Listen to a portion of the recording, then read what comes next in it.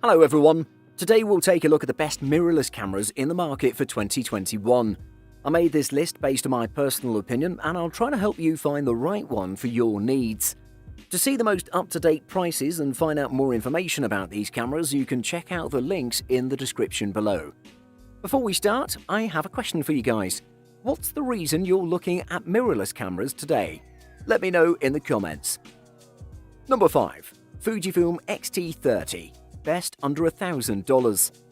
Fujifilm's X-T30 brings the same 26-megapixel sensor, processor and much of the feature set of the high-end X-T3 at a more reasonable price. With the X-T30, you get Fujifilm's latest AF system, along with plenty of direct controls and a tilting touchscreen, all in a smaller body.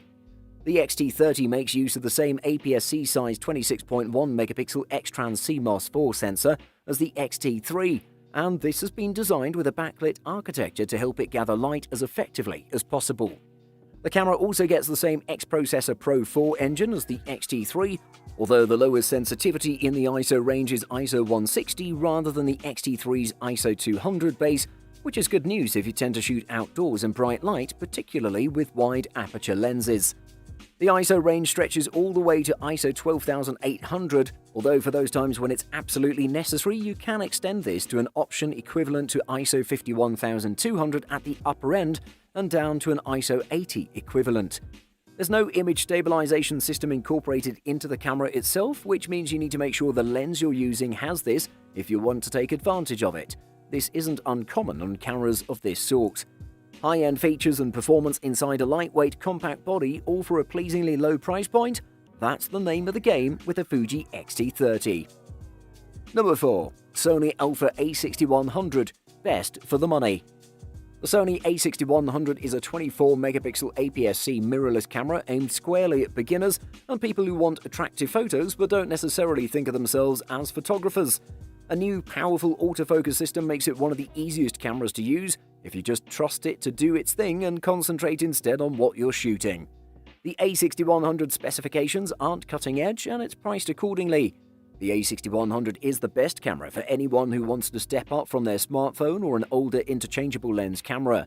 Small enough for a coat pocket or purse, the A6100 is easy to bring along anywhere. It captures fine image quality even in full auto mode, but it also offers considerable ability to refine settings and options. The A6100 is a perfect platform for beginners and intermediate-level photographers or videographers to refine their skills, up to pro level. The only thing I don't like about this camera is the design. Sony's stubborn embrace of poor interface design can be frustrating, but those drawbacks are minor for an otherwise fantastic photographic device. The A6100 offers superb still and video image quality in all shooting conditions, and the device's brilliant autofocus system greatly increases the chance that whatever you point the camera at will appear sharp. In short, this camera genuinely makes you a better photographer. Number 3. Canon EOS R5. Best high-end camera. Canon's EOS R5 is an excellent camera for professionals or anyone that's looking for a supremely capable option for almost any type of photography, from sports and action to studio portraits and landscapes. It's a 45-megapixel full-frame mirrorless camera that can shoot clips of 8K video, has impressive dual-pixel autofocus and excellent ergonomics. It can also capture 10-bit HDR stills and video for HDR display, and is the spiritual and mirrorless successor to Canon's 5D series DSLR cameras. It's not a perfect camera, but I think it's an excellent and highly competitive addition to an already crowded field of competent high-resolution full-frame mirrorless cameras. The Canon EOS R5 is well suited for just about any type of photographer, whether you shoot portraits, events, weddings, sports, family gatherings, and more. We felt a bit let down by Canon's promises of the camera's outright video capability, but for most users it's still a great option for getting good quality video clips of almost anything you pointed at. Power users that need the best video quality all the time won't be a good fit, but otherwise the EOS R5 is a fantastic option for almost anyone looking for a quality full-frame high-resolution mirrorless camera. Number 2. Fujifilm X-T4. Best all-rounder. The Fujifilm X-T4 is the company's latest high-end photo and video APS-C mirrorless camera. It brings in-body stabilization, faster shooting, improved autofocus, and a larger battery to the already very capable X-T3. Fujifilm says that the X-T4 is a sister model to the X-T3 rather than a replacement, which is borne out by the specs and pricing. It's a 26-megapixel camera capable of 20 FPS shooting and 4K capture at up to 60p. In use, we found it offers distinct benefits over the X-T3, and although the autofocus performance isn't cutting edge, it offers one of the best stills and video options you can buy. The X-T4 is solidly built with an all-metal design that retains all the mechanical controls you'd expect from the brand. Fujifilm's film-era body design is wrapped around an impressive new shutter mechanism, with in-body image stabilization and a fully articulated rear touchscreen that can be turned around so it won't get scratched in your bag. Most of the improvements to the X-T4 are aimed at the hybrid still and video shooter. I wouldn't hesitate to say this is the best camera on the market right now for anyone who frequently switches between still and video capture. This is a near-perfect camera for the sort of photographer who wants the best of both worlds, great stills and good video. Number 1. Sony a7R III. Best overall. The Sony a7R III uses the same sensor as the a7R II that came before it, but just about everything else has changed.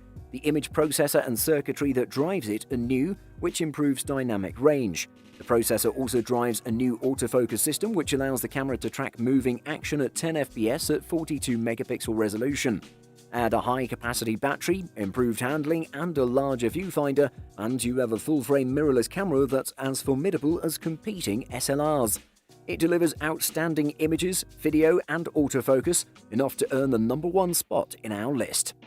Some might be disappointed that the a7R III's resolution is unchanged from the a7R II's at 42.4 million pixels, but this sensor is capable of outstanding quality, and the improvements to the continuous shooting speeds are much more important because the new model can top out at an amazing 10 frames per second at full resolution. The Sony a7R III was so advanced when it launched that even 3 years later it can still hold its own against the competition. Competing cameras have certainly caught up, but this is still a 42.4 megapixel powerhouse with image stabilization, 10 FPS burst shooting, and uncropped 4K video. And what the a7R III has that its contemporaries don't, however, is 3 years of price drops, which means that this camera can now be had for a real bargain price. Indeed, unless you really need the extra resolution, this is arguably a better buy than the Sony a7R IV, and the money you save can be invested in some great glass. Buying guide. 2 memory card slots. The convention for a long time has been for cameras to be fitted with just a single card slot, and that works just fine. So why would you need 2? First, with 2 card slots on board, you can carry on shooting once one memory card fills up. This also gives you the added convenience of being able to leave the first card where it is, rather than needing to remove it and store it safely. Alternatively, most cameras now allow you to record the same data to both cards at the same time, so if one memory card fails or gets corrupted, all your images and photos are safe. Ask any wedding photographer whether they think that's useful or not. You can also typically adjust the setup to your specific way of shooting, so that one card records RAW files and the other records JPEGs, for example, or so that stills are sent to one card and videos to the other. Hybrid autofocus. Hybrid AF systems bring together 2 focusing technologies, Contrast Detect AF and Phase Detect AF. This best of both worlds approach allows systems to benefit from the accuracy of the first with the speed of the second, and cameras that have both often perform better across a broader range of shooting scenarios. Hybrid AF systems do better at keeping track of moving subjects, for example, so they're particularly useful for sports and other action-based photography. They're also great for video recording, as they can fluidly move focus from one subject to another, something Contrast Detect AF systems alone struggle with. Weather resistance. Whether you only tend to shoot in bad weather on occasion, or your focus is landscapes, nature, or anything else that requires you to be outdoors for prolonged periods of time, knowing your camera can resist the rain